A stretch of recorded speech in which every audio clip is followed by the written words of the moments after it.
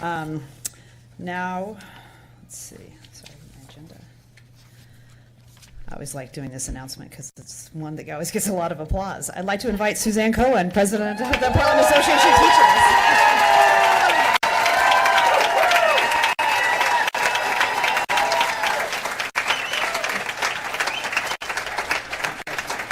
It's just a guaranteed applause line. Hello, good evening. Thank you for the time on the agenda this evening. I'm here representing about 4,500 educators in Portland Public Schools. And I think I speak for all our members when I say the dysfunction in PPS has gone on long enough. We are filled with hope. We have new leadership on the board, in central office, and our hope leads us to believe that we will be able to get PPS back on track. But if you want to fix the very real problems in our district, you need to start listening to the frontline educators.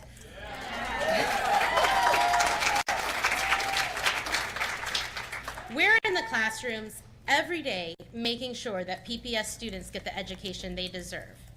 And you need to trust our professional judgment, and you need to support us.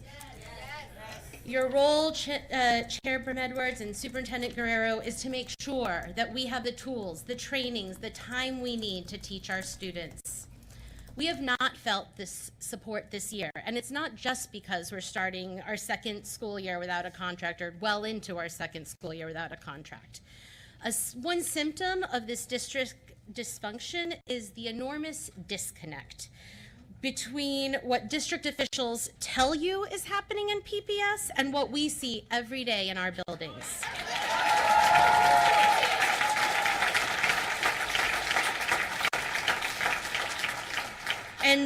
And so sometimes it feels like we're talking about two entirely different school districts.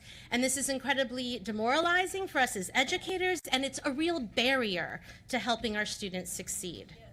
So tonight I'm going to encourage you to put away the rose-colored glasses that you've been given and listen to a few examples of the problems that are affecting educators every day. And I want you to understand the urgency that we are feeling, and I hope that you can start seeing the realities that we're actually facing in the buildings. We started this school year with cuts, with larger class sizes, less administrative support, and with more work expected from each educator. But instead of acknowledging this and stepping in to resolve these issues, we've been met with denial that the problem even exists.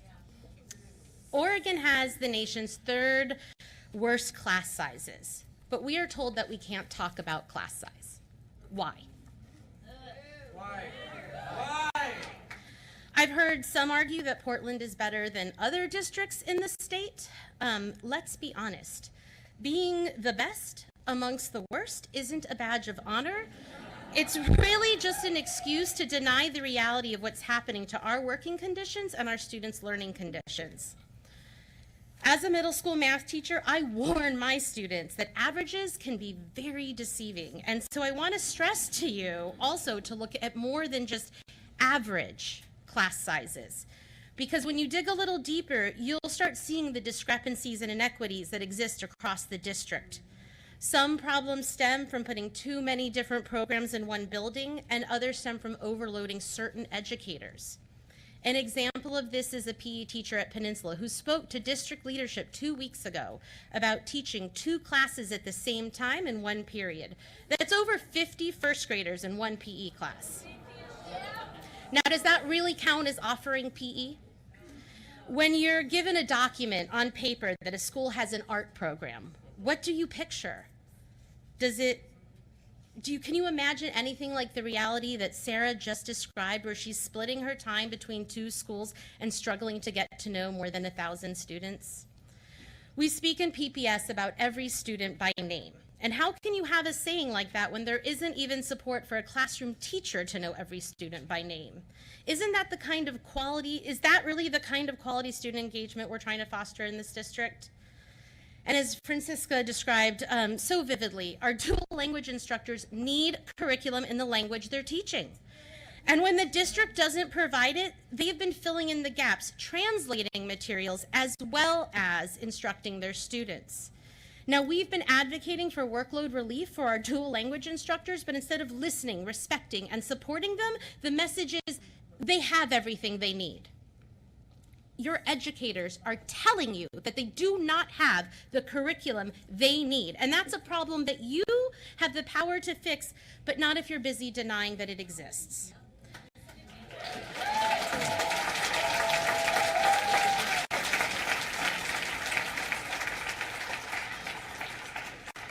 So we want to know, when will the district stop ignoring problems and pretending they don't exist? Special education is another area where the district continues to ignore serious, ongoing problems. Special educators have been telling you that their caseloads are too high. They do not have the support from you that they need to serve our most vulnerable students. Whether it's additional para-educators to provide critical one-on-one attention or more time to work through their extreme caseloads. But overloading one special education educator in a school has a ripple effect throughout the entire building.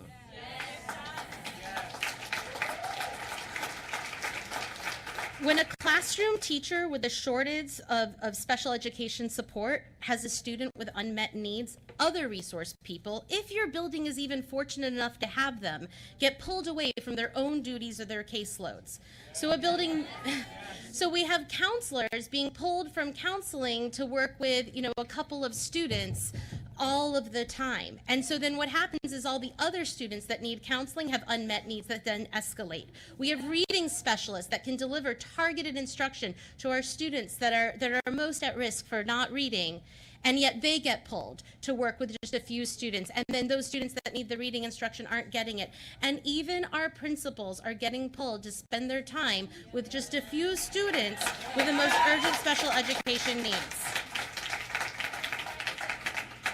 These unorganized systems create a real conflict for resources, and the result is a negative impact on our students. And finally, I want to talk a little bit more about middle schools, because you're voting tonight to open 2 middle schools. And as a middle school teacher, I am excited to talk about what we can do to support students at this critical point in their education.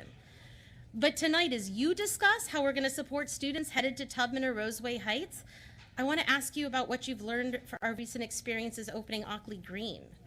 Because let me tell you a few things that I've heard from the educators who have been working so hard to make sure that Ockley Green succeeds. For starters, it's clear that any new middle school should start by building a schedule that works for all its students and staff. And then we also need to ensure reasonable class sizes across all the programs in the building, not end up in a situation where some classes have 17 students and others have 36. And we need to allocate planning time for the whole staff so they can get to know each other and build the systems so necessary to making a school run smoothly. Yes. And most critically, you cannot keep adding all these nice to haves while you're cutting all the have to haves.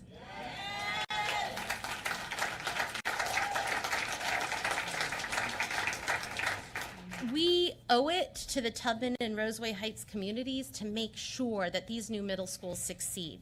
But we also owe it to the Ockley Green community to give them the same level of support so Ockley Green can succeed as well.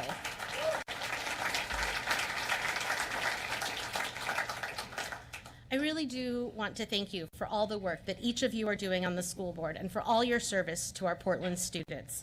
But let me close by reminding you what our bargaining chair, Steve Lancaster, said, that our patience is as expired as our contract. The 8 of you, Paul Anthony on the phone, have the ability to solve these problems we face in our classrooms and to settle a fair contract with these city's educators. And we're asking you to lead the way. Thank you very much. Thank you.